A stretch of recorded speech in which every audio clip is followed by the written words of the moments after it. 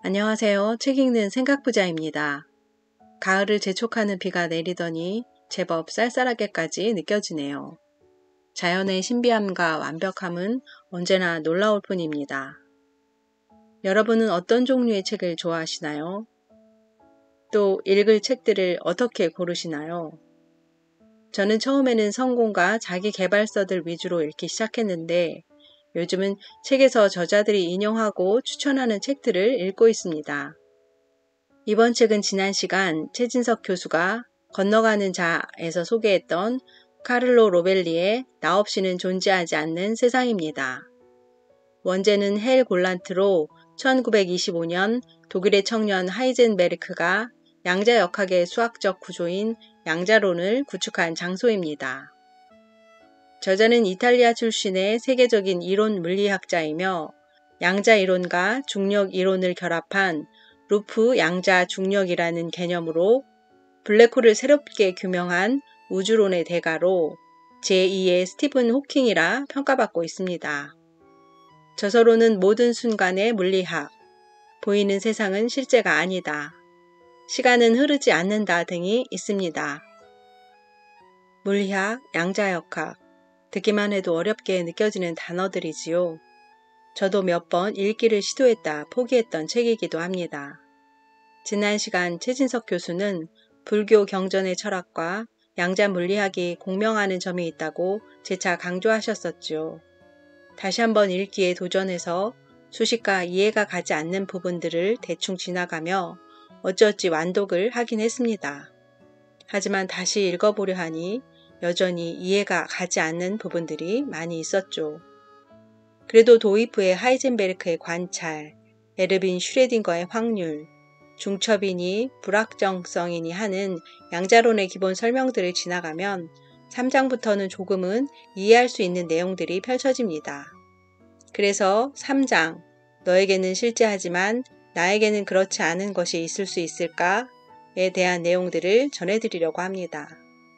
제가 다 전해드리지 못하는 양자역학의 세계를 꼭 책으로 저자와 만나보시길 진심으로 추천드리며 익숙한 이곳에서 낯선 저 양자역학의 세계 속으로 들어가 보겠습니다. 프롤로그, 눈부신 현실의 실체를 마주하다. 한때는 세계의 문법이 밝혀진 것처럼 보였습니다. 모든 다양한 형태로 존재하는 세계의 근저에는 몇 가지 힘에 의해 움직이는 물질 입자들만이 존재한다는 것이었죠. 인류는 마야의 베일을 걷어냈다고 생각했습니다. 세계의 바탕을 보았다고요. 그러나 이는 오래가지 못했습니다. 많은 사실들이 앞뒤가 맞지 않았죠. 1925년 여름 23살의 한 독일 청년이 바람이 부는 북해의 외딴 섬, 성스러운 섬이라는 뜻의 헬골란트 섬에서 며칠 동안 불안한 고독의 나날을 보냅니다. 그리고 그 섬에서 수학적 구조인 양자론을 구축할 수 있는 아이디어를 얻죠. 청년의 이름은 베르너 하이젠베르크입니다. 양자론은 화학의 기초, 원자와 고체, 그리고 플라즈마의 작용, 하늘의 색깔, 우리 뇌의 뉴런, 별의 동력학, 은하의 기원 등 세계의 수많은 측면을 밝혀냈습니다. 그것은 컴퓨터에서 원자력 발전소에 이르기까지 최신 기술의 기초가 되죠. 공학자, 물리학자, 천체 물리학자, 우주학자, 화학자, 생물학자들은 매일 이 이론을 사용합니다. 고등학교 교과 과정에도 그 이론의 기초가 포함되어 있죠. 이 이론은 틀린 적이 없습니다. 현대 과학의 심장이라고 할 수 있죠. 그러나 그것은 여전히 심오한 미스테리로 남아 있습니다. 어딘지 모르게 불안함을 줍니다. 양자론은 이 세계가 정해진 궤적을 따라 움직이는 입자들로 구성된 것이라는 세계의 이미지를 부숴버렸지만 우리가 세계에 대해 어떻게 생각해야 하는지는 명확히 보여주지 않았습니다. 양자론의 수학은 세계의 실제를 기술하지 않으며 무엇이 있는지 알려주지 않습니다. 멀리 떨어져 있는 물체들은 서로 마법으로 연결되어 있는 것처럼 보입니다. 양자론이 실제 세계에서 무엇을 말하는지 자문해보는 사람은 누구나 당황하게 될 것입니다. 양자론의 몇 가지 아이디어를 선구적으로 제시했던 아인슈타인도 그것을 소화하지 못했고 20세기 후반의 위대한 이론 물리학자 리처드 파인만은 아무도 양자를 이해하지 못한다고 썼습니다. 하지만 그게 바로 과학이죠. 세상에 대한 새로운 방식을 탐구하는 것입니다. 과학은 우리의 개념에 끊임없이 의문을 제기할 수 있는 능력입니다. 과학은 그 자신의 개념적 토대를 수정하고 세상을 처음부터 다시 설계할 수 있는 반항적이고 비판적인 사고의 힘이죠. 양자론의 낯설음은 우리를 혼란스럽게 하지만 이해하는 새로운 관점을 열어주기도 합니다. 공간 속의 입자들이라는 유물론의 실제보다 더 섬세한 실제, 대상들 이전의 관계로 이루어진 실제를요. 이 이론은 세계의 실제 구조에서부터 경험의 본성까지, 형이상학에서부터 어쩌면 의식의 본질에 이르기까지 큰 물음들을 다시 생각할 수 있는 새로운 길을 제시합니다. 이 모든 것은 오늘날 과학자와 철학자들 사이에서 논쟁의 주제가 되고 있죠. 이론 물리학에서 저의 주요 목표는 공간과 시간의 양자적 본질을 이해하는 것이었습니다. 즉, 양자론을 공간과 시간에 대한 아인슈타인의 발견과 일관되게 만드는 것이죠. 이를 위해 양자에 대해 끊임없이 생각했습니다. 이 글의 내용이 제가 현재 도달한 지점이죠. 다른 의견을 무시하는 것은 아닙니다. 하지만 나의 관점인 양자론에 대한 관계론적 해석이 가장 유효하고 가장 흥미로운 길이라고 생각합니다. 양자역학은 우리의 세계 이해에서 견고하고 침범할 수 없을 것 같았던 부분은 어떤 식으로든 포기하게 만듭니다. 세계의 실제가 우리가 상상했던 것과 완전히 다르다는 것을 받아들이도록 요구하는 것이죠. 깊이를 헤아릴 수 없는 심연에 가라앉는 것을 두려워하지 말고 그 심연 속을 들여다보라고 말입니다. 세상이 단순해 보였던 때가 있다. 단테가 신곡을 썼을 당시 유럽 사람들은 세상이 천상의 위계 질서를 비추는 흐릿한 거울이라고 생각했습니다. 위대한 신과 천사들이 하늘을 가로질러 행성들을 이끌고 미천한 인간들의 삶과 사랑, 두려움에 관여합니다. 그리고 우리 인간은 우주 한가운데서 숭배와 반항, 회개 사이를 방황하고 있죠. 그러다 우리는 생각을 바꾸었습니다. 그 후 몇 세기 동안 우리는 실제하는 세계의 측면을 이해하고 그 속의 숨은 원리들을 발견하며 목표를 이루기 위한 전략을 찾아냈습니다. 과학적 사고를 통해 복잡한 지식의 전당이 만들어집니다. 물리학은 앞장서서 지식들을 통합하는 역할을 했고 세계의 실제에 대한 선명한 이미지를 제공했습니다. 세계는 입자들이 여러 힘에 의해 밀고 당기며 날아다니고 있는 광활한 공간이라는 이미지를요. 여기에 패러데이와 맥스웰은 전자기 장을 추가했습니다. 장은 공간에 퍼져 있는 실체로 멀리 떨어져 있는 물체들은 이 장을 통해 서로 힘을 주고받습니다. 아인슈타인은 중력조차도 시공간의 기하학적 구조인 장에 의해 전달된다는 것을 보여주면서 그림을 완성했죠. 참으로 명확하고 아름다운 종합입니다. 세상은 수많은 층으로 이루어져 있죠. 눈 덮인 산과 숲, 친구의 눈길, 희부연 겨울 아침 지하철의 굉음, 우리의 불안한 갈망, 노트북 자판 위에서 춤추는 손가락, 빵의 맛, 밤하늘, 무수한 별, 홀로 반짝이는 금성. 이 만화경 같은 바탕에 있는 구조와 무질서한 현상의 베일 뒤에 숨은 질서를 마침내 발견했다고 우리는 생각했습니다. 그때는 이 세상이 단순해 보였죠. 그러나 필멸의 생명체인 우리가 품은 커다란 희망은 짧은 꿈에 불과했습니다. 고전 물리학의 개념적 명료함은 양자에 의해 사라졌죠. 세상은 고전 물리학이 설명하던 그런 게 아니었던 겁니다. 우리는 뉴턴의 성공이 가져온 환상에 사로잡혀 행복한 꿈을 꾸다가 문득 잠에서 깨어났던 것입니다. 그러나 그 깨어남 덕분에 우리는 다시 과학적 사고로 박동하는 심장이 되었습니다. 과학적 사고는 이미 얻은 확실한 사실로 이루어진 것이 아닙니다. 그것은 끊임없이 움직이는 사고이며 그 힘은 항상 모든 것에 의문을 제기하고 다시 시작하는 능력에 있습니다. 더 유효한 설명을 찾기 위해서라면 세상의 질서를 뒤집는 일도 두려워하지 않고 모든 것에 다시 물음을 던지고 모든 것을 다시 뒤집어 엎는 능력이죠. 세계에 대해 다시 생각하기를 두려워하지 않는 것, 이것이 과학의 힘입니다. 아낙시만드로스가 지구를 떠받치고 있던 받침을 없애고 코페르니쿠스가 지구를 하늘로 띄워 회전시키고 아인슈타인이 시공간의 경직성을 해체하고 다윈이 인간의 특별함이라는 환상을 벗겨낸 이래로 세상에 대한 그림은 더 효과적인 형태로 끊임없이 다시 그려져 왔습니다. 세계를 근원적으로 재창하는 용기, 이것이 바로 과학의 미묘한 매력입니다. 서로 영향을 주고받는 방식. 물리학 실험실에서는 누가 관찰자인지 분명합니다. 연구 대상인 양자를 준비하고 측정하는 과학자들이 관찰자죠.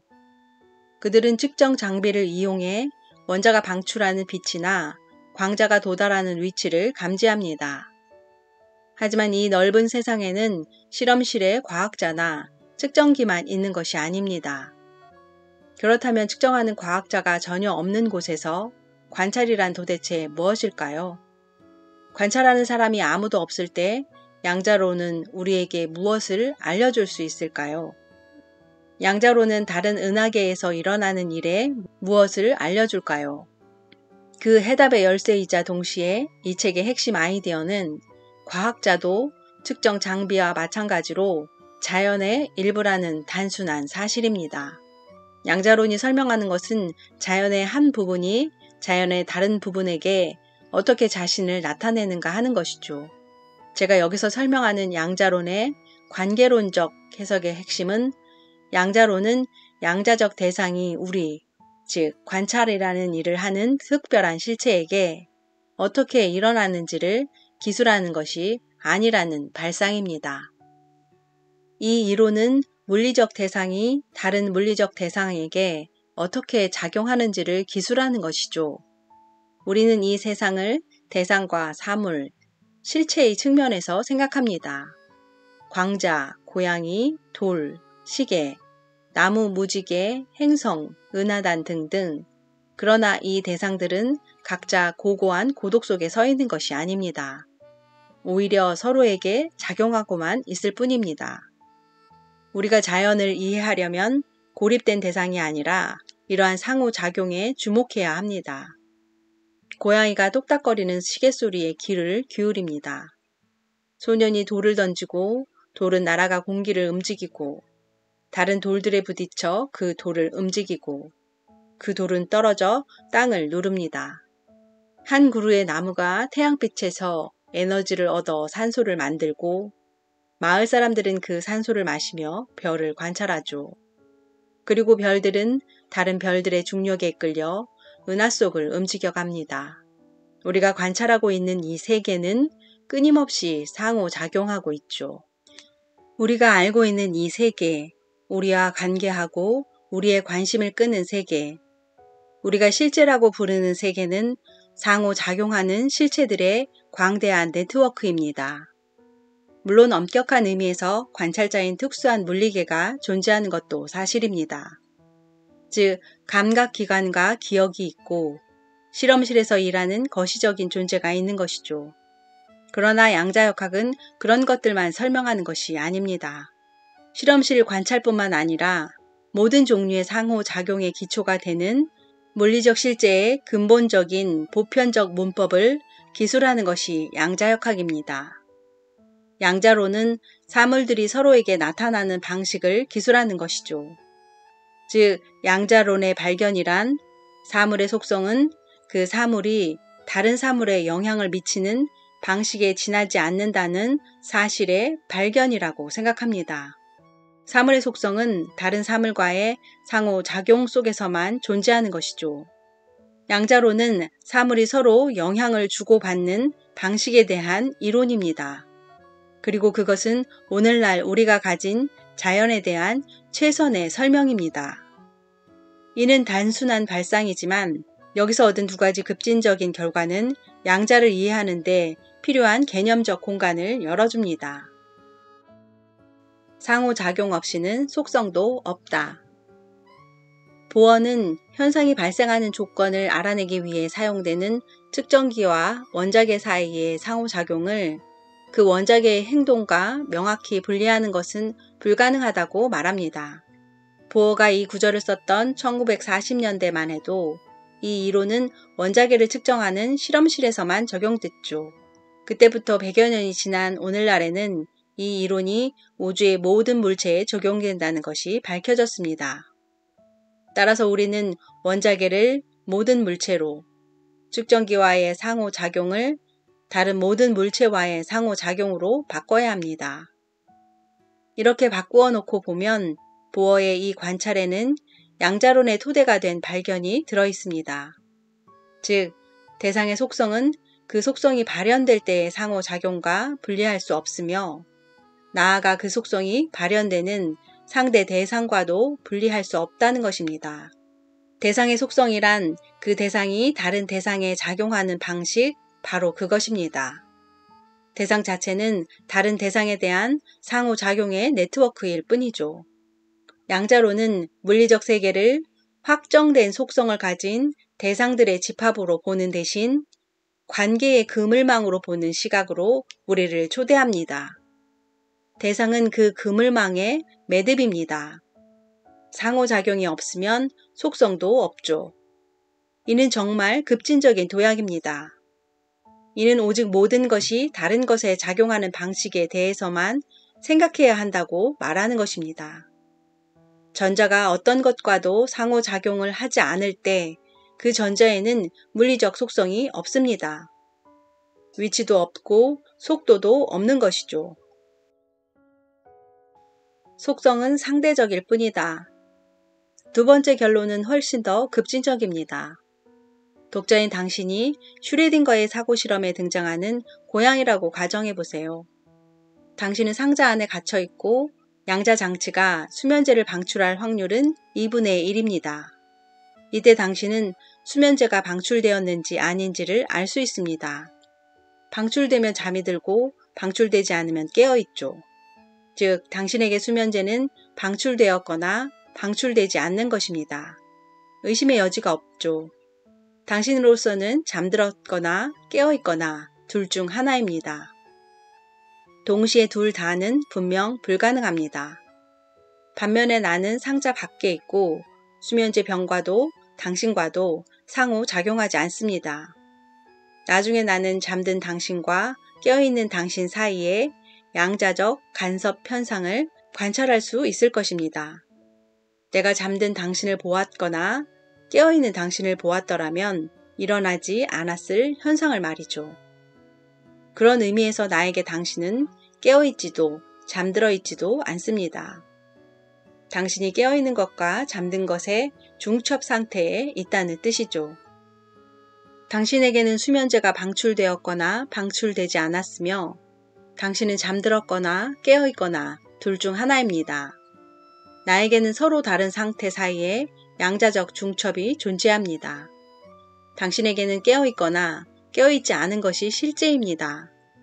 관계론적 관점에서 보면 이 두 가지 다 사실일 수 있습니다. 왜냐하면 각각은 당신과 나라는 서로 다른 두 관찰자, 각자의 상호작용과 관련되기 때문입니다. 어떤 것이 당신에게는 실제하지만 나에게는 실제하지 않는다는 것이 과연 가능할까요? 나는 이 물음에 대한 답이 그렇다라는 것을 양자론이 발견했다고 생각합니다. 대상 A 속의 속성이 대상 B에 대해서 실제한다고 해도 그것이 꼭 대상 C에 대해서도 실제하는 것은 아닙니다. 어떤 속성이 한 돌에 대해서는 실제할 수 있지만 다른 돌에 대해서는 실제하지 않을 수 있는 것이죠. 부디 독자 여러분들이 여기까지의 미묘하지만 핵심적인 이야기를 읽다가 책을 내려놓는 일이 없기를 바랍니다. 요약하자면 대상의 속성은 상호작용하는 순간에만 존재하며 그 속성이 한 대상과의 관계에서는 실제하지만 다른 대상과의 관계에서는 실제하지 않을 수 있다는 것입니다. 지구는 구형이기 때문에 위와 아래는 절대적인 개념이 아니라 내가 지구상에 어디에 있느냐에 따라 달라지는 상대적인 속성입니다.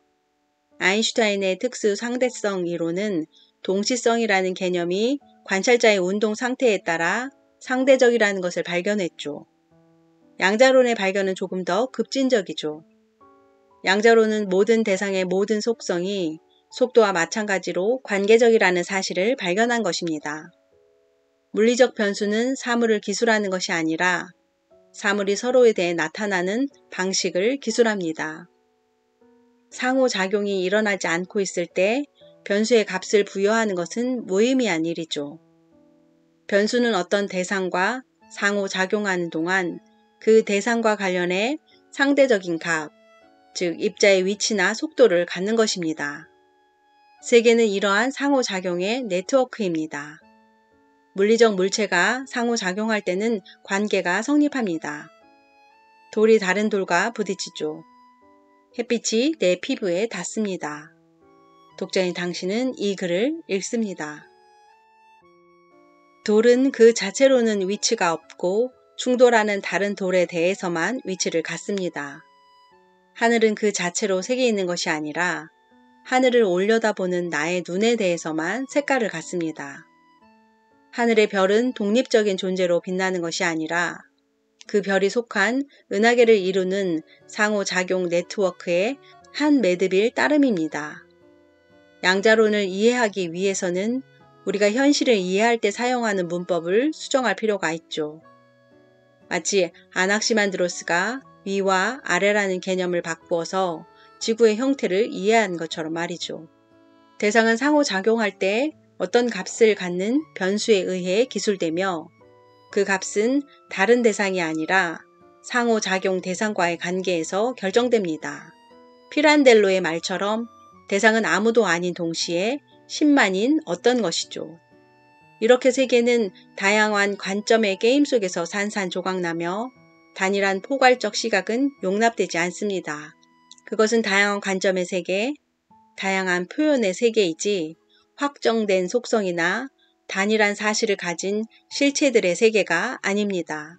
속성은 대상 안에 있는 것이 아니라 대상과 대상 사이에 놓인 다리인 것입니다. 대상은 맥락 속에서만, 즉 다른 대상과의 관계 속에서만 존재하며 다리와 다리가 만나는 지점입니다. 이 세계는 거울처럼 서로가 서로에게 비춰야만 존재하는 관점들의 게임인 것입니다. 사물의 미세한 입자는 변수들이 상대적이고 미래가 현재에 의해 결정되지 않는 이토록 기묘하고 작은 세계입니다. 이 환상적인 양자 세계가 바로 우리의 세계인 것입니다.